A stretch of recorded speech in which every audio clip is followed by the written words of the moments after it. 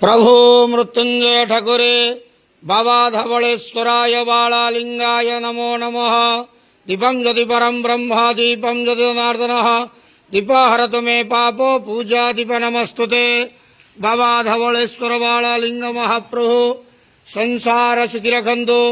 आज आषाढ़ मास कृष्ण सप्तमी तिथि शुभ बुधवार रे समस्त श्रद्धालु भक्त मानक आशीर्वाद करंतु, मनस्कामना पूर्ण करंतु, कर्म क्षेत्र उन्नति करंतु, ग्रह रिष्ट खंडन करंतु, जगतर मंगल करंतु, विश्वर कल्याण करंतु, आपणकर नाम प्रकाश करंतु, सेवकर डाक श्रवण करंतु, समस्त गुआवसा भक्त मानकर मनस्कामना पूर्ण करंतु।